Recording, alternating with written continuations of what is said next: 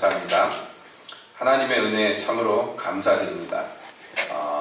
우리 말씀을 통해서 함께 본 대로 오늘은 그 예수님의 부활하신 것을 기념하는 부활주일입니다. 우리 기독교에서 명절이 몇 번 있지만은 가장 중요한 명절이 어디 있냐? 성탄절이 중요하죠. 뭐 다른 명절도 중요합니다만은 우리 기독교에게 제일 중요한 명절 하나만 만약에 꼽으라 그러면 여러분 무엇을 꼽아야 되겠습니까? 바로 부활절, 이것을 꼽아야 되겠어요. 왜냐하면 부활이 없으면 기독교는 존재할 수가 없습니다. 부활이 없으면 우리의 모든 믿는 바도 거짓이며 우리의 모든 신앙생활 이것도 다 헛것입니다. 그러므로 부활이 가장 중요합니다. 예수께서 우리를 위해서 죽으신 것 너무나 감사하고 또 우리 성찬을 한 것과 같이 그것을 기념해야 될 줄로 믿습니다. 우리를 위해서 그 희생 치르신 것 너무나 큰 희생, 너무나 감사하고 찬양해야 될 일입니다. 그러나 만약에 예수께서 그렇게 우리를 위해서 피를 흘리시고 그렇게 돌아가셔서 끝나버렸다면 여러분 우리가 그것을 감사할 수는 있지만은 그러나 예수님의 그 희생이 우리에게 사실상 아무 영향을 끼칠 수가 없는 것이에요. 그렇기 때문에 중요한 것은요, 예수님이 우리를 위해서 죽으셨고 또 우리를 위해서 다시 사셨다, 이것이 중요한 것입니다. 우리의 죄를 씻기 위해서 피를 흘리시고 사망을 당하셨습니다. 뿐만 아니라 우리를 살리시기 위해서 죽음을 이기고 다시 살아나셨습니다. 할렐루야. 여러분 이것이 기독교의 가장 핵심인 것이고 가장 중요한 뼈대가 되는 것입니다. 그러므로 만약에 예수께서 돌아가시고 그냥 끝났다면 글쎄 그 당대의 예수님의 제자들은 눈물을 흘리고 슬퍼했겠지만 그리고 끝난 것이에요.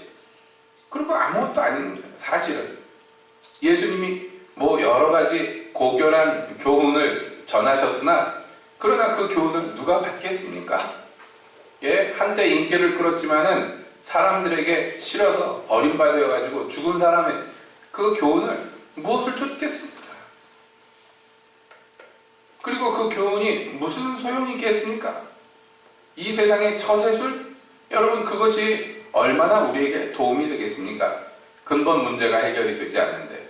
그러므로 예수께서는 우리의 죄를 씻기 위해서 죽으셨고요. 우리를 의롭게 하기 위해서 다시 사셨다고 성경은 이야기합니다.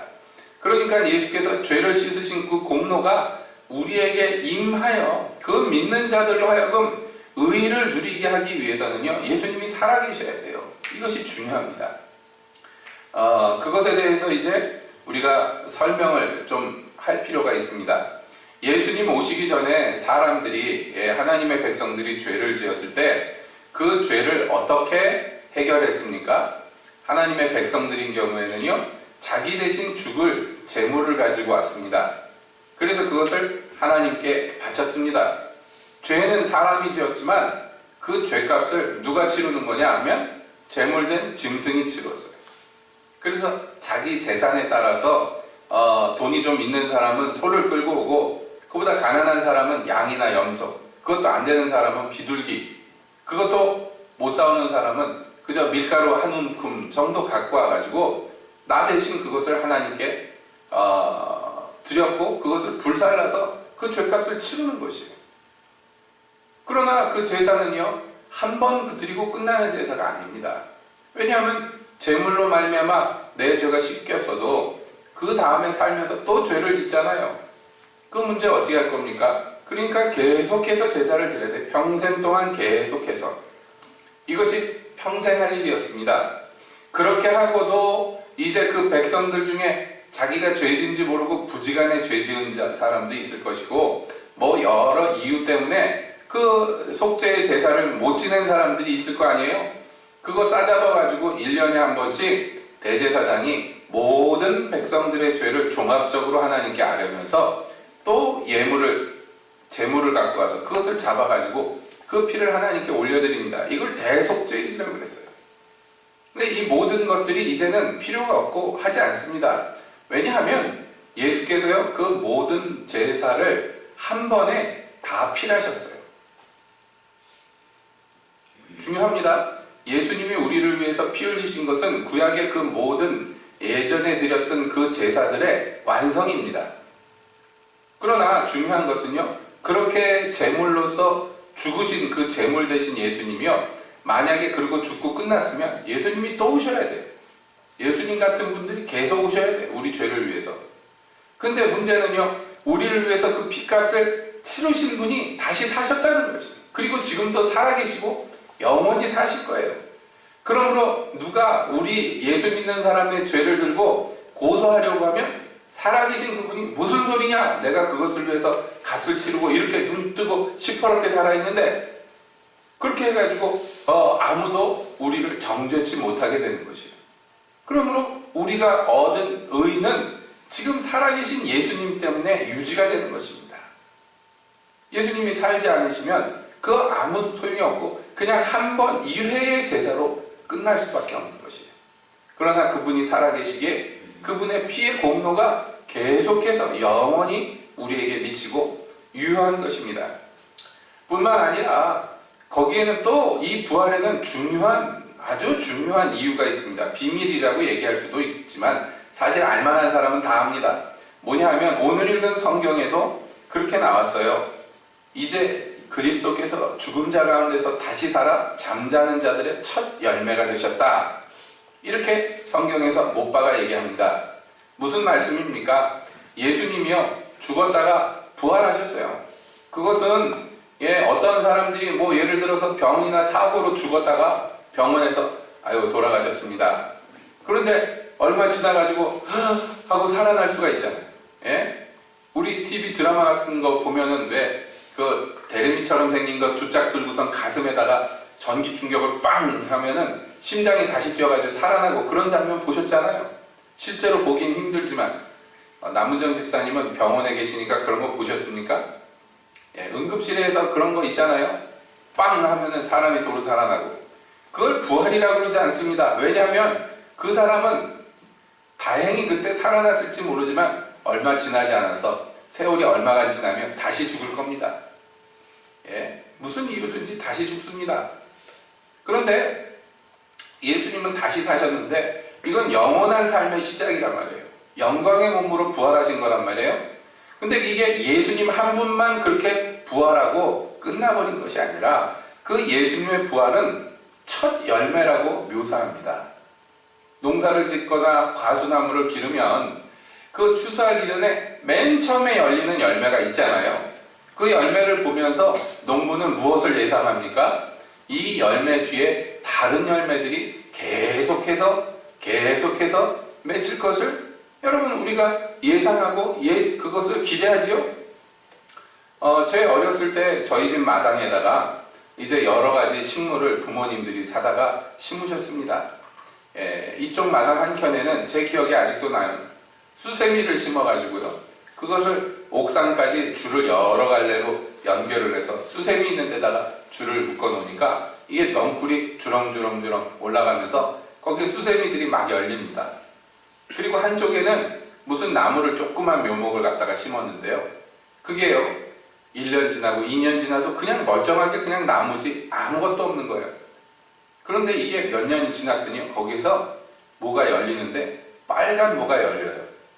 지금 기억에 무슨 열매였는지 기억이 안 나요. 사과였는지 뭐였는지 뭐가 그 조그만 나무에 열매 하나가 맺혔는데 그게 얼마나 신기한지요. 아침 저녁으로 들여다봤던 기억이 납니다. 이게 뭐예요? 여러분 이게 첫 열매예요. 그 나무에서 첫 열매가 열렸어요. 그러니 식물에 대해서 무식한 저도 그 처음에 열매 맺히기 전에는 이게 뭐 하는 나무인가 그러고 있었는데 조그만 정말로 앵두만한 사과가 열려가지고 이게 지가 사과나무인 것을 자랑하는 것이에요. 여러분 그걸 보면서 알 수가 있습니다. 이 나무에 올해 열매가 하나 맺혔지만 이게 좀 더 자라면 열매가 더 많이 맺히겠구나. 그래서 크게 자라면 더 주렁주렁 많이 맺히겠구나 알 수가 있죠. 예수님의 부활은 마치 이와 같습니다. 이것은 예수님을 믿고 그래서 구원받은 사람들이 받을 축복에 대한 제1탄 첫 번째로 보여주신 기적이에요. 그걸 보면서 우리 예수 믿는 자들은 우리가 육체가 늙어서 또는 병들어서 뭐 여러 가지 이유로 죽지만은 그 죽고 끝나는 게 아니구나. 우리가 예수를 믿으니 예수님처럼 저런 부활의 영광에 들어가겠구나 하고 믿게 되는 근거가 되는 것이에요. 그렇기 때문에 성경은 얘기합니다. 죽은 자의 부활이 없으면 예수님이 다시 사시는 일도 없었을 것이고, 예수님이 다시 사시지 않았다면 우리가 믿는 이 모든 게 다 헛것이라고, 우리가 세상에서 제일 불쌍한 사람들이라고 그렇게 얘기합니다. 왜냐? 여러분, 우리가 예수님의 부활과 예수님이 지금도 살아서 우리를 다스리시는 것을 보면서 우리의 모든 소망이 이생뿐이 아니라는 것을 알게 된단 말이에요. 그렇죠?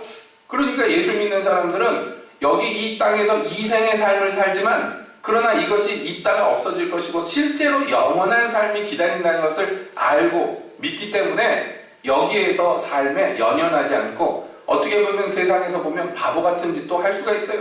자기 재산도 아끼지 않고 자기 생명도 아끼지 않고 이 생에서 삽니다. 그러나 만약에 부활이 없다면, 죽은 자의 부활이 없다면 그렇게 희생하면서 사는 이 모든 것들이요, 얼마나 미련하고 바보 같은 짓이냐 말이에요. 그렇죠? 그러니까 불쌍한 것이에요. 그렇기 때문에 초기 기독교 처음에 교회가 생겼을 때, 그때는요 모든 성도들이 일심해서요 복음을 전파할 때 뭐라고 그 복음을 전파했냐면, 우리는 예수 그리스도의 부활을 증거한다 이렇게 얘기했습니다. 그래서 사도행전에 보면 그런 말들이 무수하게 나와요. 처음에 교회가 생겼을 때 여러분 12제자 예수님의 제자들이요, 한 명이 가룟 유다가 예수님 팔아먹고 자살해서 죽어서 11명이 됐잖아요. 그러니까 이거 12명 숫자를 채워야 되겠다. 그래가지고 12명 중에 이제 11명 중에서 하나를 더 다른 제자에서 뽑아가지고 12명을 채우려고 하는데, 그때 거기 채울 때 조건이 있었습니다. 조건이 이렇습니다. 항상 우리와 함께 다니던 사람 중에 하나를 세워 우리로 더불어 예수의 부활하심을 증거할 사람이 되게 하여야 하리라. 이렇게 제자들이 결함했어요. 뭐 한다고요? 숫자를 더해서 뭐 하라는 거예요? 예수님의 부활을 우리처럼 증거하게 해야 되겠다. 여러분, 이렇게 얘기하고 시작합니다. 이게 처음 이 땅에 교회가 생길 때 시작한 일이에요. 그리고 사도들이 복음을 전할 때 사람들이 핍박을 하는데, 백성을 가르침과 예수를 들어 죽은 자 가운데서 부활하는 도 전함을 싫어하여서, 그래서 사도들을 핍박하기 시작합니다. 사도들이 큰 권능으로 주 예수의 부활을 증거하니 우리가 큰 은혜를 입었다. 이렇게 또한 성경이 얘기합니다. 그리고 사도행전 17장에 보면요, 사도 바울이 아테네에 가서 복음을 전하는 장면이 있는데, 거기 보면 이렇게 나와요. 어떤 에비구레오와 스토이고 철학자들도 바울과 쟁론할세, 혹은 이르되 이 말쟁이가 무슨 말을 하고자 하느뇨 하고, 혹은 이르되 이방신들을 전하는 사람인가 보다 하니, 이는 바울이 예수와 또 몸의 부활 전함을 인함이로라. 이렇게 나와요. 여러분, 기독교의 핵심, 처음에 복음을 증거할 때 핵심 내용이 뭐였냐면, 예수님과 그의 부활과 그를 믿는 자들이 얻게 될 이 부활의 축복을 증거하는 것, 이것이 독특하고 특이했다는 것이에요. 전 세계의 종교와 사상과 철학이 모여들었던 그 아테네에 있던 철학자들이 볼 때 저거 새로운 뭔가 종교를 지금 얘기하나 보다 라고 얘기했어요. 왜냐하면 다른 어떤 종교에도 그런 얘기를 하는 것이 없었거든. 그러니까 바울이 전하는 복음이 독특한 거예요. 특이한 거예요. 그래서 그거 좀 들어보자 했다는 것이에요. 그러니까 오늘날도 마찬가지입니다. 여러분, 우리가 증거하는 이 복음의 핵심은 뭐냐면, 이 땅이 전부가 아니라는 거예요. 이 땅이 전부가 아니고 이 몸이 끝이 아니라는 것입니다. 여러분, 이것은 실제입니다. 아시는 바와 같이 저희 아버지가 지난주 주간에 소천하셨어요. 돌아가셨죠. 그래서 제가 장례를 치르고 왔습니다. 거기까지 찾아와 주신 분들께 참 감사드립니다. 와서 보셨잖아요. 누가 애곡하는 사람이 있습니까? 저희 집 식구 중에서 다 좀 나쁘게 얘기하면 시시덕거리고 있잖아요. 왠지 아시죠? 우리 아버지 육체로는 돌아가셨습니다. 돌아가셨지만 그러나 그것이 끝이 아니라는 것을 알기 때문입니다. 오히려 감사하죠. 왜냐하면 돌아가시기 전에, 얼마 전에 예수님을 영접하셨습니다. 그 돌아가시던 주간에도 제가 가가지고 인사를 드리면서 아버지 세례 받으셔야 되는데, 예? 세례 받으셔야죠. 목사님 모시고 세례 받으셔야죠. 근데 제가 감기가 걸려서 가까이 가서 얘기를 하지 못한 게 아쉬워요. 그래서 저희 누나 되는 분에게 부탁하고, 예? 아버지를 하고 잘 얘기해서 세례 받는 거, 예, 날짜를 정해가지고 목사님 모셔다가 세례를 받도록 하자. 그랬더니 그러자고. 지금 아버지가 약에 취해서 정신 이렇게 똑바로 얘기를 못 하시니까 내가 정신이 좀 들면 아버지한테 얘기를 하겠다. 그렇게 약속을 받고 인사를 드리고 돌아왔는데 그 다음 날 아침에 연락이 오는 거예요. 갑자기 돌아가셨다고. 예, 가서 볼 때 제가 그래도 몇 달은, 적어도 한 달은 더 계시겠구나. 그러고서 왔는데 그 참 사람의 생명이라는 거 알 수가 없지요. 그렇게 돌아가셨습니다. 그 세례를 받지 못하신 거 아쉽기는 한데, 근데 또 한편으로는요, 감사할 것밖에 없는 거예요. 감사할 것밖에 없어요. 네. 그 돌아가실 때까지 고집을 부리고 만약에 나 예수 안 믿겠다 그랬으면 그거 얼마나 슬프겠어요. 그런데 그러지 않고 그 평생의 고집을 꺾으시고 내가 예수를 믿겠다 하시고 예수님을 믿겠다고 예수님께 기도하고 영접하셨으니까 얼마나 감사합니까? 그렇게라도 해서 참 돌아가신 소망이 있어요. 그게 끝이 아닙니다. 그게 끝이 아닙니다. 새벽 예배 때도 잠시 그런 말씀을 나눴습니다만은 지난주에 집에 와가지고 TV를 트니까 안중근 의사 뭐 얘기가 나오는데요. 텔레비에서 여러분 그걸 보면서 제가 참 가슴이 뭉클하고 여러 가지 감회가 있었습니다. 그 어머니가 옥에 갇힌 안중근 의사한테 안중근 의사 어머니가 편지를 보내가지고 그렇게 얘기해요. 너 항소하지 마라. 사형선고 받은 아들에게 그러는 거예요. 네가 항소하는 것은 일제에 머리를 숙이는 것이다. 너 떳떳하게 죽어라. 그런 다음에 천부 앞에서 우리 다시 만나자. 그 어머니가 아들에게 편지를 씁니다. 아들도 어머니에게 편지를 씁니다. 모시고 끝까지 못 살아 죄송하다고. 하지만 하늘에서라도 이 조선이 독립했다 하는 얘기를 들으면 내가 거기 천부 앞에서 춤을 추며 즐거워할 거라고. 이 생에서 못 만나지고 이제 끝이지만 어머니 그 천부 앞에서 우리 다시 만납시다 하면서 편지를 보내. 기독교인들답구나. 정말 기독교인답구나. 그 생각하는 것과 행동하는 것이 어떻게 이렇게 고결할까? 고결합니다. 거기서 총으로 적을 쏴 죽이고 도망가지 않았어요. 충분히 도망갈 수 있었을 거예요. 사람들 사이에서 권총으로 몇 방 쏘고 사람들이 놀래서 숨고 난리가 났을 거 아니에요. 도망치고 거기 휩쓸려서 도망가면 도망갈 수 있었을 것입니다. 그러나 도망가지 않고 떳떳하게 총을 바닥에 내려놓고 두 손을 들고 거기서 체포됐습니다. 왜냐하면 이게 암살이 아니라는 것을 보이기 위해서요. 당신이 하는 게 암살이 아니라는 것을, 테러가 아니라는 것을. 이것은 조선과 일본과 및 동양의 아시아의 그 평화를 위해서 자기가 행한 선한 일이라는 것을 끝까지 그것을 믿고 그것을 설파했습니다. 기독교인답구나.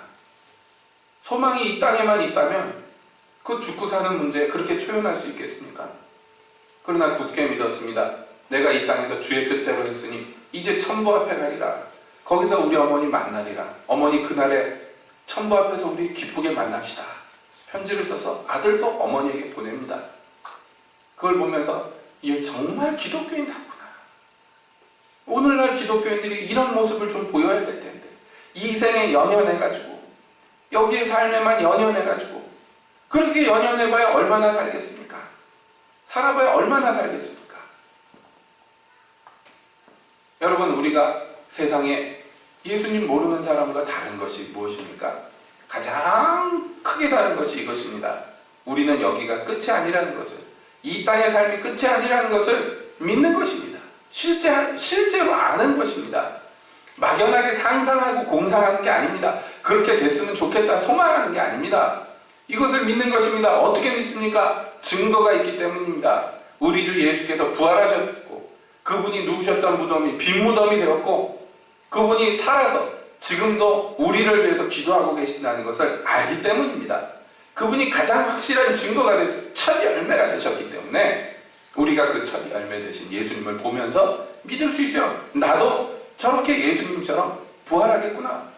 육체가 죽는 듯 보이나 이것이 끝이 아니고 이 죽을 몸이 영광의 몸을 입고 다시 사는 것을 우리가 알기 때문에 여러분 이 땅에서 사는 것이 달라지는 것입니다. 히브리서 11장에는요 믿음의 사람들에 대한 이야기가 쭉 나옵니다. 그런데 그 중에 이런 대목이 있습니다. 여자들은 자기의 죽은 자를 부활로 받기도 하며 또 어떤 이들은 더 좋은 부활을 얻고자 하여 악형을 받되 구차히 면하지 아니하였으며 이렇게 되어 있습니다. 이 어떤 믿음의 사람들의 인생을 이렇게 한 구절로 요약해요. 어떤 이들은 죽은 자기 가족들, 자기의 사랑하는 자들을 부활로 되돌려 받기도 했고 어떤 사람들은 이 땅에서 악형을 받고 죽임을 당하나 그러나 더 좋은 부활을 얻고자 그것을 개의치 않고 피하지 않았다. 믿음의 사람들에 대해서 이렇게 증거합니다. 여러분 어떻게 이렇게 살 수 있습니까? 무엇으로 이렇게 살 수 있습니까? 이 땅이 끝이 아니며 우리는 더 좋은 부활에 참여할 것이라는 것을 알고 믿기 때문에 그런 것입니다. 여기 사도 바울 자신도 고백합니다. 내가 그리스도와 그 부활의 권능과 그 고난에 참여함을 알려하여 그의 죽으심을 본받아 어찌하든지 죽은 자 가운데서 부활에 이르려 하노니 하고 자기의 삶의 소망에 대해서 얘기합니다.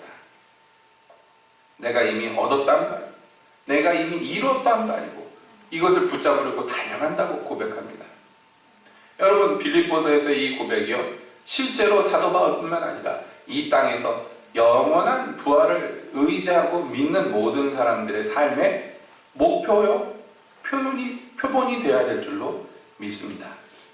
그러므로 여러분이 부활절을 맞아서 정말 우리 주 예수 그리스도의 부활을 축하하며 감사하며 기뻐하며 또 한편 우리의 믿음을 다시 한번 점검합니다. 내가 이 땅에 이 생이 전부가 아니라는 것을 믿고 그렇게 부활을 잡으려고 부활의 영광에 참여하려고 달려가고 있는가? 영원한 것을 소망하는가? 잠시 잠깐 이 땅의 것들로만 마음이 가득하여 있는가? 여러분 생각해 봅니다. 이 땅에 연연하지 않고 오히려 주를 의뢰하고 그래서 부활에 참여하려는 자 이 땅에서도 주님이 평강과 축복으로 다하여 주십니다. 여러분 우리가 이것을 믿기에 주님을 의지하고 오늘도 주님 앞에 더 가까이 나아가야 될 줄로 믿습니다. 예수는 우리의 죄를 사하시기 위하여 죽임당하셨고 우리의 의롭다 하심을 위하여 다시 사셨습니다. 우리 예수님 다시 사셨습니다. 우리가 그것을 증거하고 믿고 따르며 감사하며 찬양하며 이 신앙의 길 계속해서 전진해 나가시기를 우리 살아계신 예수님의 이름으로 축복드립니다. 아멘. 기도하겠습니다.